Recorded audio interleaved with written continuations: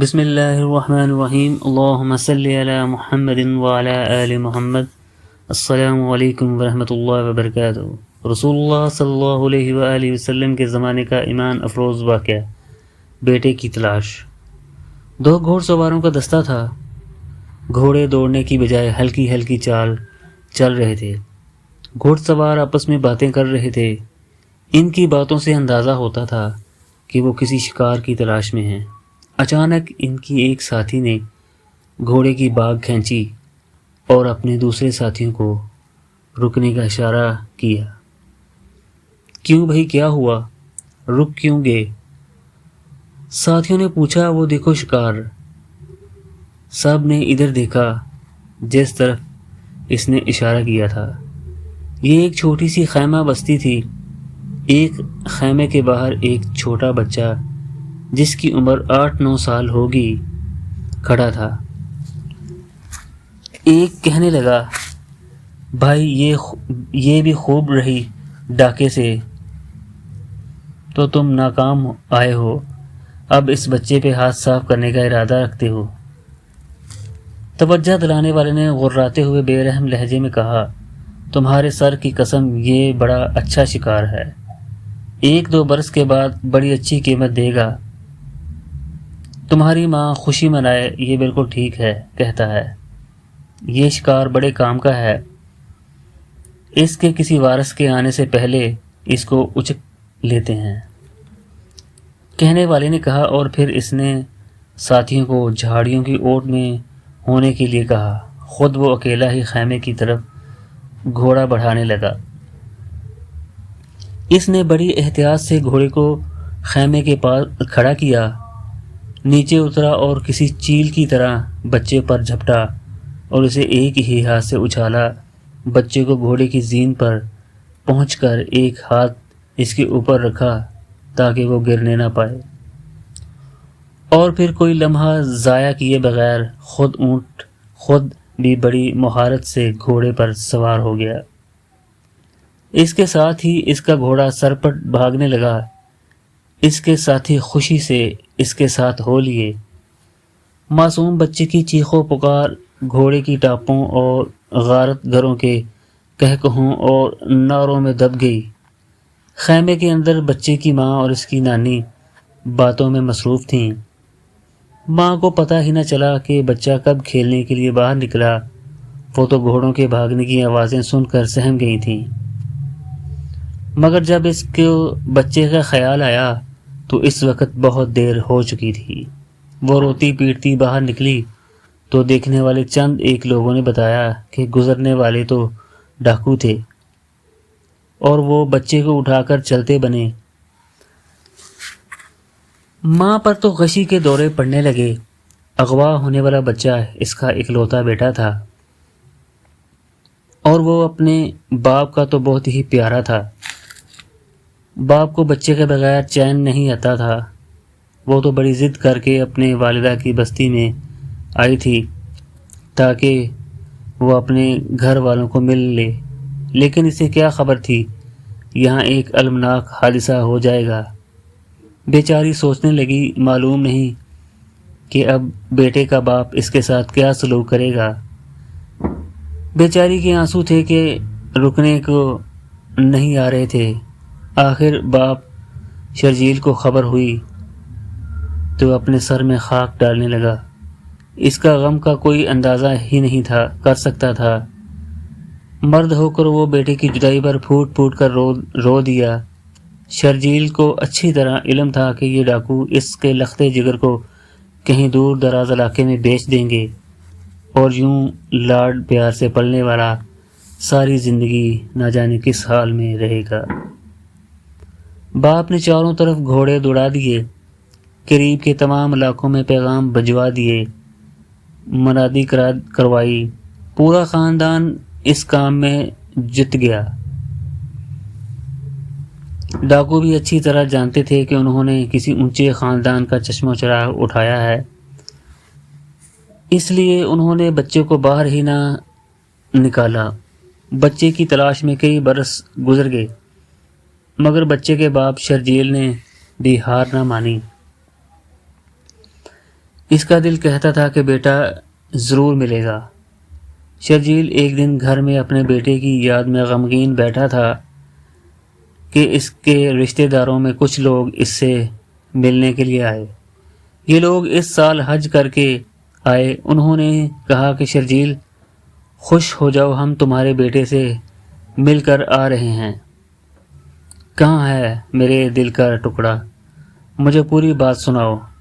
شرجیل اپنے جذبات پر قابو پاتے ہوئے بولا، تو رشتہ داروں نے بتایا کہ اے ہمارے چچا کے بیٹے، ہم اس سال حج کرنے گئے تھے، وہاں ہم نے ایک 13-14 سال کے لڑکے کو دیکھا، ہمیں تو تمہارا کھویا ہوا بیٹا ہی لگا۔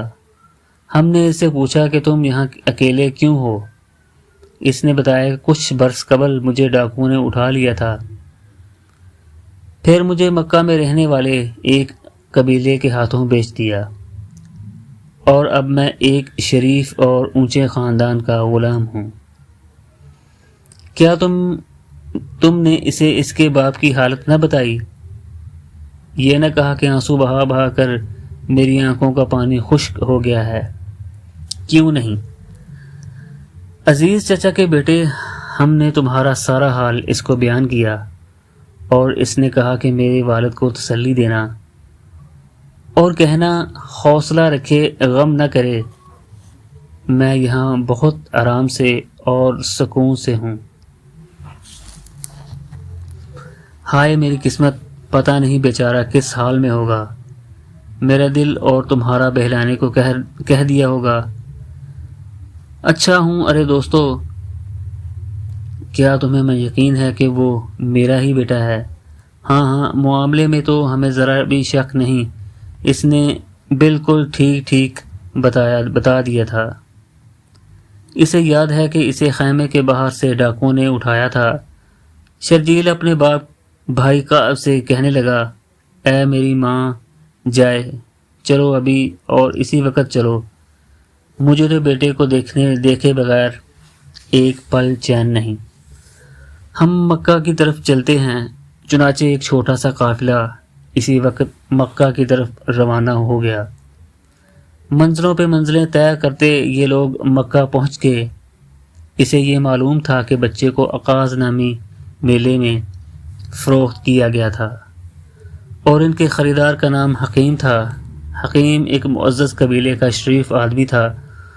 وہ اس کے گھر پہنچے تو معلوم ہوا کہ اس نے شرجیل کے بیٹے کو خریدا ضرور تھا، لیکن پھر اسے اپنی ہمشیرہ کو تحفے میں دے دیا تھا۔ شرجیل کو دراصل اس خاتون کے قبیلے معد کا بتایا گیا تھا۔ اب وہ حکیم کی بہن کے گھر کی طرف روانہ ہوئے۔ انہیں بتایا گیا کہ وہ جس گھر کی طرف جا رہے ہیں وہ بڑے معزز لوگوں کا گھر ہے۔ بتائے گئے پتے پہ پہنچے تو ان کی ملاقات ایک نہایت پروقار شخص سے ہوئی۔ شرجیل تو اپنے بیٹے کے آقا کو دیکھتے ہی مطمئن ہو گیا کہ اس شخص کا چہرہ بتاتا ہے کہ اس سے کسی کو نقصان نہیں پہنچ سکتا۔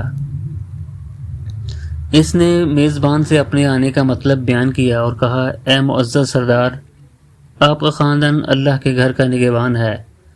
آپ مصیبت زدوں کی مدد کرنے اور قیدیوں کو کھانا کھلانے میں شہرت رکھتے ہیں۔ ہم آپ کے پاس اسی لیے آئے ہیں کہ میرا بیٹا آپ کے پاس ہے، آپ کی غلامی میں ہے۔ آپ سے درخواست ہے کہ آپ جس قدر روپیہ پیسہ چاہیں لے لیں، مگر میرے بیٹے کو آزاد کر دیں۔ میری آنکھیں اس کا پیارا چہرہ دیکھنے کو ترس رہی ہیں۔ معزز مہمان، آپ کس کی بات کر رہے ہیں؟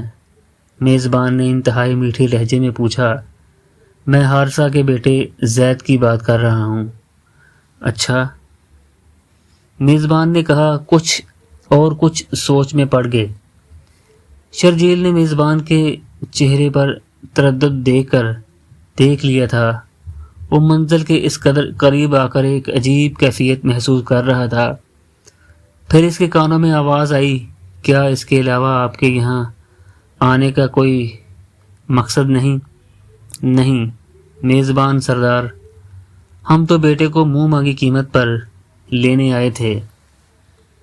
تو پھر سنیے، زید کو بلا لیتے ہیں، اگر وہ آپ کو پہچان لے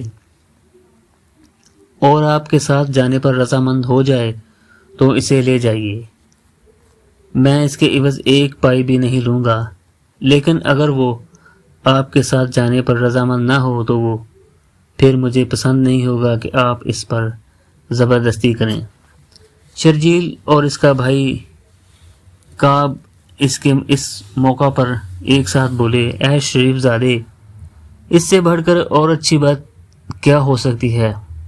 آپ نے تو عین حق اور انصاف کی بات کی ہے۔ زید کو بلایا گیا اور پوچھا گیا، کیا آپ ان بزرگوں کو پہچانتے ہیں؟ کیوں نہیں میرے آقا، یہ میرے پیارے والد ہیں اور یہ محترم چچا۔ تو زید، تم مجھے بھی پہچانتے ہو، میرا خاندان بھی تمہیں معلوم ہے، میں نے تم سے جو معاملہ رکھا ہے اس سے بھی تم بخوبی واقف ہو، فیصلہ تمہارے اختیار میں ہے، تم پر کوئی زبردستی نہیں، تم چاہو تو خوشی کے ساتھ اپنے باپ کے ساتھ جا سکتے ہو، چاہو تو تم یہاں بھی ٹھہر سکتے ہو، تم پر کوئی زور نہیں ہے۔ زید کی آنکھوں میں عجیب سی چمک آ گئی، وہ بولے، آپ محمد صلی اللہ علیہ وآلہ وسلم ہیں اور اللہ کے آخری رسول ہیں، میرے لیے آپ سے بڑھ کر کون اہم ہو سکتا ہے؟ اللہ کی قسم، آپ صلی اللہ علیہ وآلہ وسلم ہی میرے ماں باپ ہیں اور میں آپ صلی اللہ علیہ وآلہ وسلم کو چھوڑ کر نہیں جا سکتا۔